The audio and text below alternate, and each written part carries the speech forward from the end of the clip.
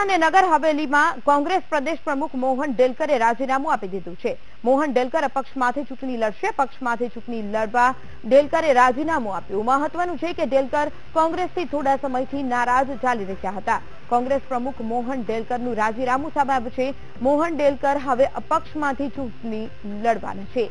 મોહન ડેલકર અપક્ષમાંથી ચૂંટણી લડશે। જણાવી દઈએ, આ પહેલા પણ છેલ્લા કેટલાક સમયથી તેઓ કોંગ્રેસથી નારાજ જણાતા હતા। આ સાથે જ ભાજપના એક કાર્યક્રમમાં પીએમ મોદી સાથે એક મંચ પર પણ જોવા મળ્યા હતા। ત્યારે પણ અટકળો હતી કે તેઓ ભાજપમાં જોડાઈ રહ્યા છે। ત્યારે પણ ભાજપ સાથે જોડાવાની તેમણે સ્પષ્ટ ના કહી હતી। પરંતુ સવાલ આખરે એ જ ઉભો હતો કે કોંગ્રેસથી તેઓ નારાજ છે કે કેમ। અનેક વખત તેમની કોંગ્રેસ માટેની નારાજગી પણ સામે આવી ચૂકી હતી અને હવે આખરે તેમણે કોંગ્રેસમાંથી રાજીનામું આપી દીધું છે અને હવે તેઓ જંગલ જમીન અને આદિવાસીઓના મુદ્દે ચૂંટણી લડશે તેવું પણ તેમણે જણાવ્યું છે।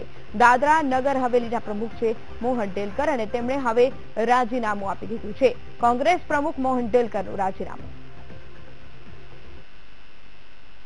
દાદરાનગર હવેલીમાં જે રીતે આગામી ચૂંટણી યોજાવા રહી છે અને ભાજપ દ્વારા વર્તમાન સાંસદ નટુભાઈ પટેલને રિપીટ કરવામાં આવ્યા છે, તો કોંગ્રેસ માટે અત્યારે અવઢવની પરિસ્થિતિ છે, કારણ કે કોંગ્રેસ પ્રમુખ મોહન ડેલકરે આજે રાજીનામું આપી દીધું છે। આવો વાત કરીએ કે પ્રદેશના જે પ્રમુખ છે મોહનભાઈ સૌપ્રથમ આપણે જણાવવાનું કે શા માટે રાજીનામું આપવામાં આવ્યું છે। ગઈકાલે અમારી બેઠક હતી મુખ્ય કાર્યકર્તાઓ સાથે। જે બેઠકમાં બધી આજ બાબતની ચર્ચા કરવામાં આવી અને પ્રદેશના લોકોનો મૂળ પણ અમે જાણવાની કોશિશ કરી। લોકોના પ્રદેશના જે લોકો છે એમની સાથે પણ મેં વિચાર વિમર્શ કર્યો। તો મને એવું લાગ્યું છે કે આ પ્રદેશના હિત માટે અને આ પ્રદેશના ઉજ્જવળ ભવિષ્ય માટે મારે નિર્દલીય ઉમેદવાર તરીકે ઉમેદવારી કરવી જોઈએ એવું ગઈકાલની બેઠકમાં પણ મને સૂચના મળી અને લોકોના પરામર્શમાં પણ અને વિચાર વિમર્શમાં પણ એવી ભલામણો થઈ મને મળી છે, જે કારણને લઈ મેં આગામી ચૂંટણીમાં નિર્દલીય ઉમેદવાર તરીકે લડવાનો નિર્ણય કર્યો છે। તો આપે જે રીતે અત્યારે જે જાહેર કર્યું કે આપે પ્રદેશ પ્રમુખ તરીકે પણ રાજીનામું આપ્યું છે, તો આગામી પરિસ્થિતિમાં કઈ પ્રકારની રણનીતિ રહેશે અને કઈ રીતે કયા કામો થશે? મેં મુખ્ય મુદ્દાઓ નક્કી કર્યા છે। એ મુખ્ય મુદ્દાઓની કોપી પણ મેં તમને આપી છે, પણ એમાં જે મુખ્ય મારો મુદ્દો છે કે આ પ્રદેશને વિધાનસભા અપાવવી।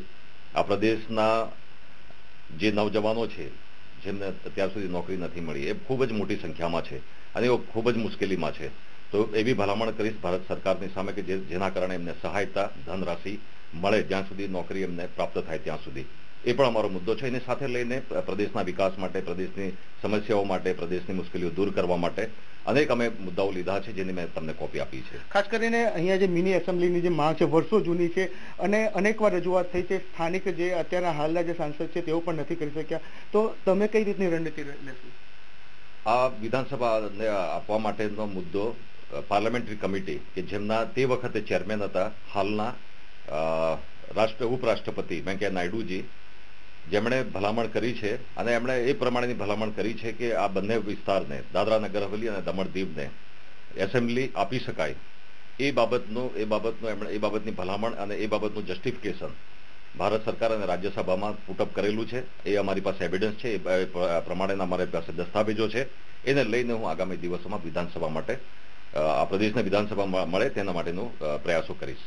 તો જો કોંગ્રેસ જે મોહન ડેલકરે જે રીતે અપક્ષ તરીકે દાવેદારી કરી છે, તો સૌથી વધુ જે કઠિન પરિસ્થિતિ જે કોંગ્રેસ માટે થઈ છે, કારણ કે તેઓની સેનાપતિ છે તેઓએ અપક્ષ તરીકેની દાવેદારી કરી છે। તો હવે જે રીતે આગામી સમયમાં અહીંયા જે મુખ્ય જંગ છે એ ભાજપ અને અપક્ષ વચ્ચે થાય તો નવાઈ નહીં।